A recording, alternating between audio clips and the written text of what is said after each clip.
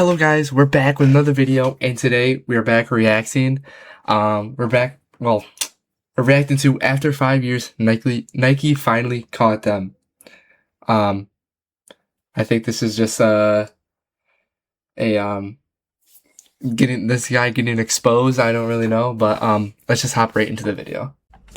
Hello guys, Future Link this thing here, and I just wanted to say that this was all streamed on Twitch. I'll put the Twitch up here or just everywhere. But just if you guys want to go check it out, that'd be greatly appreciated. Drop a follow. But I'll let you guys get back to the video, so enjoy. For almost a year, something strange was happening inside the sneaker world. Federal agents were showing up everywhere. 12 people face federal charges now, accused of stealing more than $2 million in Nike products from the company's North American Logistics Center right here in Memphis. Federal prosecutors say this went on for at least 4 years, totaling nearly $2 million. It was the other co-owner. Wait, how much did I say? 4 years, totaling nearly $2 million. 4 years over to get 2 mil over 4 years. Hey, these boys are. They didn't get caught for 4 years, and they stole $2 million worth.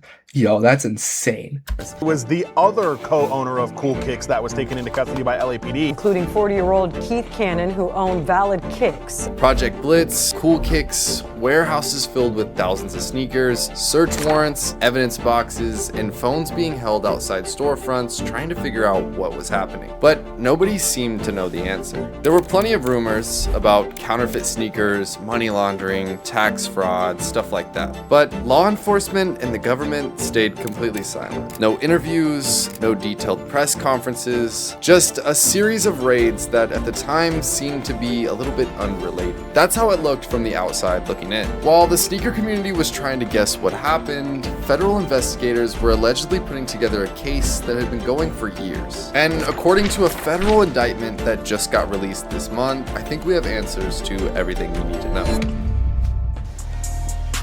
This is looking like it's going to be a good video. The story didn't begin with Cool Kicks or Project Blitz or even California. It all began in a warehouse that was nearly 2,000 miles away. Nike's North American Logistics Center that was located in Memphis, Tennessee. Every single day, this building moves thousands of Nike products across the United States. If you've ever bought a pair of Jordans or Nike Dunks or anything of that nature, there's a good chance that it goes through this warehouse first. This is essentially the beating heart of Nike's entire supply chain. Products arrive in this warehouse from around the world. They get sorted, packed, labeled, loaded into trucks, and then shipped to retailers across the country, like Foot Locker or Champs or wherever you buy your shoes from. And on paper, it's one of the most efficient logistics systems in the entire world. Every package has a barcode. But wouldn't it not be? It wouldn't be good if, say, you had a factory in like New Hampshire, and you had to go all the way to Memphis just to, ship it out. Like, why couldn't you just put like a warehouse in? I mean, I bet there is, but I mean, I'm assuming that not everything goes to Memphis, but like, it'd be a lot easier if you have a factory in New Hampshire and just go to a warehouse in New Hampshire and send it out from there. Every carton has a destination, and every movement is seemingly tracked. And every shipment has one small detail that tells the entire system where to go, and that's a shipping label. And according to federal prosecutors, that tiny piece of paper would allegedly become the key to one of the biggest sneaker theft conspiracies in recent history. And the more investigators looked into this case, the more they realized that it wasn't just a traditional cargo theft. Nobody was cutting locks or hijacking the trucks or breaking into the warehouse in the middle of the night. The operation allegedly relied on something a lot more simple, and that was the shipping process itself. Imagine you go online on Nike or the website. The order gets processed, Nike packs the shipment, and a shipping label is printed. And that label tells UPS exactly where the package belongs, as long as the label is correct. Now imagine somebody quietly replaces that label before the package ever leaves the building. The box is still scanned and it still gets loaded into the truck and UPS delivers it. But so these people are working from the inside. So kind of like a Dexter. That's actually pretty cool. That's actually really smart as well. The only difference is the destination. And according to the indictment, this is what investigators believe exactly happened. So whenever there's a hype Jordan release, like let's just say, for example, the Jordan 4 Brick by Bricks, somebody in the warehouse would locate what boxes were filled with these sneakers that were going to be shipped out to Foot Locker or Champs or wherever. And when loading these up onto the UPS trucks to be shipped out to these stores, somebody would slap a label over the top of the one that was already on there. And this new UPS label would then ship it to a Because Dexter bro, oh my god. Are you stupid? He was literally the Bay Harbor Butcher and he was with the police trying to find him. Like, what do you mean? And then they're working for Nike. a different location that wasn't the intended store. And this was addresses that investigators say had already been chosen by members of this conspiracy. And from that point on, the package would follow the new label. But changing the label was only half the job. And that's because a shipping label sitting on somebody's desk in Los Angeles can't move a single package inside the warehouse in Memphis. So somebody had to sneak those labels inside. And according to federal prosecutors, this is where it became an inside job at the Nike warehouse. And court documents allege that one of these organizers was Roy Harvey Jr. And he is seen to be one of the masterminds behind this whole operation. And like a year ago when Project Blitz got raided, it was because of Roy Harvey Jr. He had been seen delivering or using some of these packages around the Project Blitz warehouse, and that's what got him raided. But according to this indictment, investigators allege that he created these shipping labels and arranged the delivery locations and coordinated where those redirected shipments would ultimately end up. Because Harvey wasn't a Nike employee and he couldn't just walk into the warehouse. According to the prosecutors, So I was wrong. somebody That's else great. on the inside was handling I how the was labels right. got on the packages. And the indictment identifies a man named Michael Perkins. He was a floor manager inside Nike's Memphis Logistics Center. And Perkins allegedly would smuggle these shipping labels inside of the Nike warehouse where he would give them to other Nike employees. And prosecutors allege that these employees would place the labels onto specific cartons before they entered Nike's normal shipping process. And like I previously said, nothing on these packages looked abnormal. The packages continued out of the So how many people were even in this? That has to be a lot. I mean, or because like, bro, if they stole over 2 mil, I mean, how many like an Air Forces cost like $100, so 10 of them is a grand. It actually could have been like a few. No cap.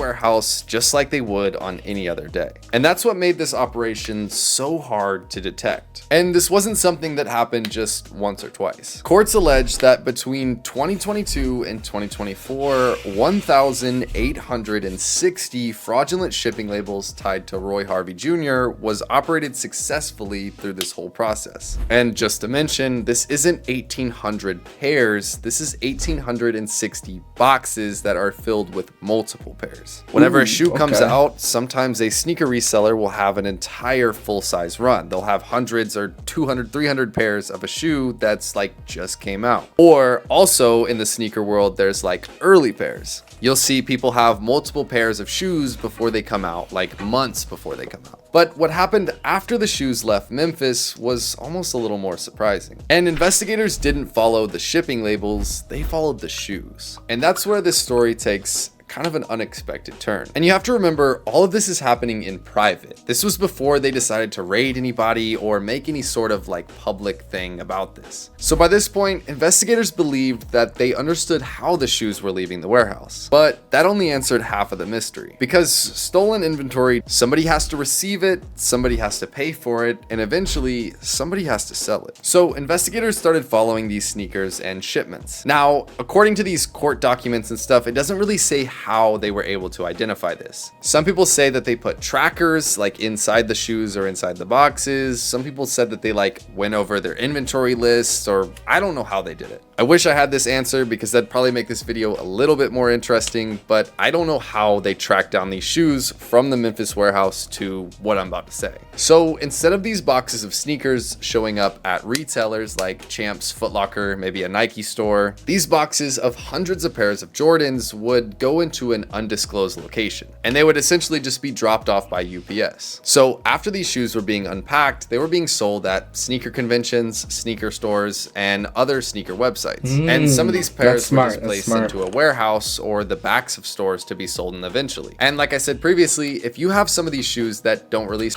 why couldn't you just trace on the package where it... That's so dumb. Just trace where the package went.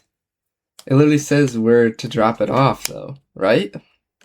for 4 months and you have like 100 or 200 pairs, that looks really suspicious. So in some cases, they would just keep these shoes until like a week or two after they released and they were hot and everybody wanted them, and then they'd begin like flipping them. So I'm assuming that's where some of these shoes would end up in like warehouses and stuff. But investigators started looking into resale businesses, and the further they followed these shipments, the more these certain names kept popping up. One of them being Chicago Emporium, which is a large Chicago resale business. Another one being Whorehead Investments. And then there was one name that stood out above all the others, and that name was Cool Kicks. And if you've been around sneaker culture for like the past decade, you know who Cool Kicks is. Cool Kicks wasn't a small reseller operating out of like a storage unit. It was one of the biggest sneaker stores in America. NBA players, rappers, celebrities, all these people bought shoes from there in Los Angeles. And their videos reached millions of people on the daily. And for a lot of sneakerheads, Cool Kicks represented the top of the resale world. They were definitely one of the most popular sneaker resale stores and YouTube channels in this entire business. So a lot of people think that it's just a deal that owns it, the guy that's mainly on the face of the channel. But there's another man named Barakat Abraham.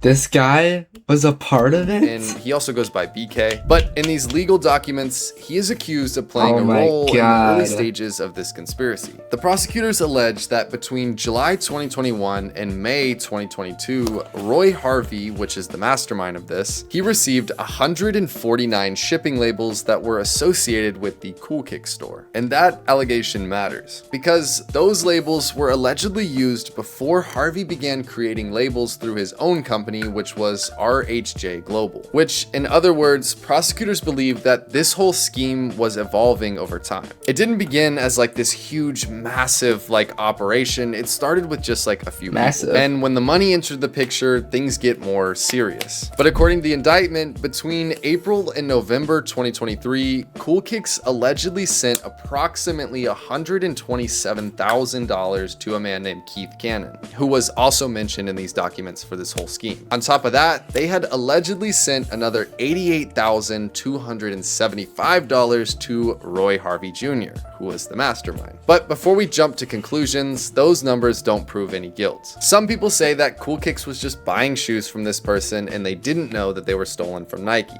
And I'll leave it up to you guys and your own research to figure that out. But when reading the legal documents, there was some more evidence that kind of stood out. In September 2022, Roy Harvey allegedly asked the co-owner of Cool Kicks to create fake invoices. And the prosecutors alleged that these invoices would make it appear that these shipments were legitimate. And this would allow these packages that may... He got caught with that. Okay. That's not that bad. That's not that bad of an idea though. Bro, that's actually so smart. Making a fake little thing to get away with it. I mean, how the hell did they even find that out? Like... have gotten held up in UPS to then be released. Yeah, not so smart because they clearly found it out. He probably called them or texted them or emailed them.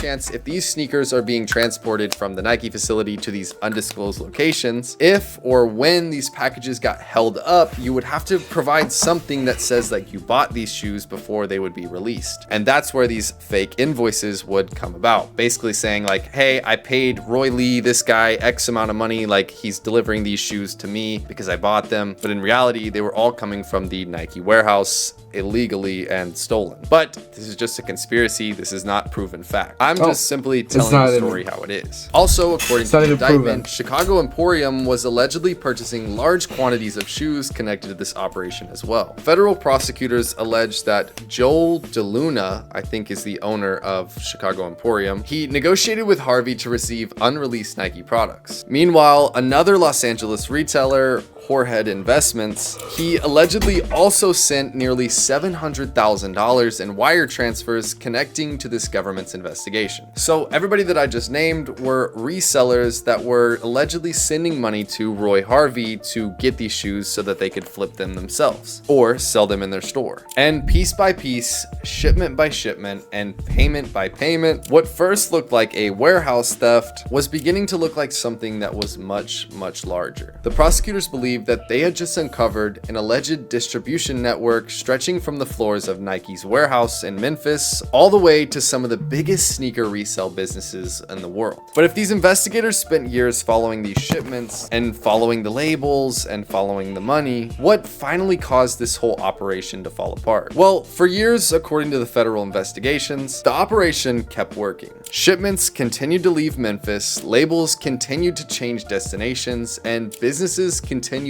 buying inventory. And remember, all of this was done in secrecy. They were spending a while trying to figure this out and piece this together before they began just raiding and arresting everybody. But from the outside, nothing looked different. Nike was still shipping shoes, UPS was still delivering them, and the resale market was still growing. And when it comes to a resale store, when customers walk in and buy a pair of shoes, they don't know where they came from before the store. Like I said, these are resale stores. They buy them from people and resell them because they're hype shoes. So the customer has no idea of knowing where these were previously before the resale store. And So you think people got like accused or arrested because they bought it from this place and they thought, hey, you stole it?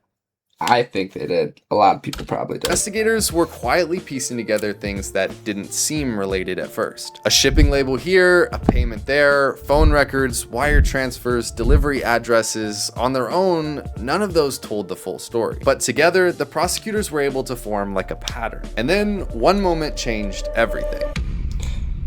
In January of 2024, Roy Harvey was arrested in Los Angeles. And this was when the popular sneaker resale warehouse and platform Project Blitz got raided. And for those who don't know, Project Blitz, they're huge. They have a YouTube channel and they've even been on like Pawn Stars. They make videos pretty much showing off some of the rarest sneakers that you can possibly buy in the world. But supposedly, after they gathered this evidence, they arrested him with 28 cartons of stolen Nike products that were connected to this whole conspiracy. And that is why Project Blitz got raided, because somehow, some way, he was delivering shoes to Project Blitz. But the Project Blitz story is an entire video on its own and all the controversy that comes with that. But this was one of the first moments that investigators could say that they could physically connect redirected shipments to somebody in this operation. And that was Roy Harvey. But this arrest didn't stop the investigation. They went through Harvey's phone, his financial records, and they found connections that led to new leads. Investigators weren't just looking backwards anymore, they were starting to connect the pieces on this whole map. After the mastermind of this whole thing got put away in jail, now the business is still going. That means somebody's still doing this and people are still buying this from Nike. And that's when they realized this whole operation wasn't just centered around one person, it was an entire team. And it was 12 people to be exact. And so the investigators, they kept going. They kept reviewing financial records, they kept interviewing witnesses, and the case kept expanding. And this was when everybody started to get raided. Like I said before, the Project Blitz store got raided, and then the Cool Kick store also got raided while on live stream. This became like a huge viral moment. Like they were selling shoes on a live, the police busted in, and then there's all these clips of them getting arrested. Everybody thought this was because they were selling counterfeit shoes, and that's not at all the case. As well as there was clips online. How would you get...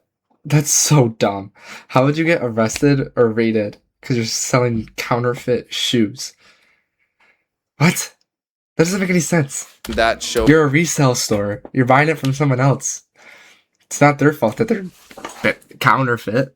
A house that got raided that was completely full from like top to bottom with Nike shoes. And on top of all this, the Chicago warehouse that was Chicago Emporium also got raided. When all of this was happening, nobody really knew why. Like I said, everybody speculated counterfeit shoes and everybody was slandering Cool Kicks, saying that they sold like fake shoes, and that's not true. As well as Project Blitz, they got bashed everywhere for this, but in reality, they probably just bought a few pairs of shoes that were stolen that they didn't know about. But regardless, all these business reputations got cooked. But in July of this year, a federal grand jury returned a sweeping indictment charging 12 people with offenses including conspiracy, interstate transportation of stolen property, and wire fraud. And of these 12 names that were in this were Roy Harvey Jr., BK from Cool Kicks, the Chicago Emporium guy, Perkins. You guys can look at the list yourself. But for the sneaker community, this was the first time that these allegations were made public. And suddenly, all those raids, all those rumors, and all those unanswered questions, they finally had context just this month. But this story isn't just about Cool Kicks or one warehouse. It's about something much bigger. It's about how an industry built on hype and scarcity created one of the most perfect environments for an operation like this to exist for years. But like I said, everything in this video is just alleged, and everybody in this case is innocent until proven guilty. I'm simply just stating what was in these documents. I'll pop it up on the screen right here. Cool Kicks actually made a statement about this and their co-owner and what's going on with them. I'll let you guys read that on your own. But in my opinion, the most surprising part about all this isn't the whole like illegal scheme. It's about what happens to the sneakers. You see, these $2 million worth of shoes, thousands of pairs that were stolen, where did they go? Well, the answer is they went into the resale market. These are authentic Nike shoes, and they were sold to customers that had no idea where they came from. You see, like a stolen car, for example, the car has like a VIN number on it, and so if you get caught with the car, you get arrested, it's whatever. With sneakers, there is almost no way to identify the history or where the shoes came from, other than just like a receipt or a word of mouth type of thing. But platforms like StockX, Go,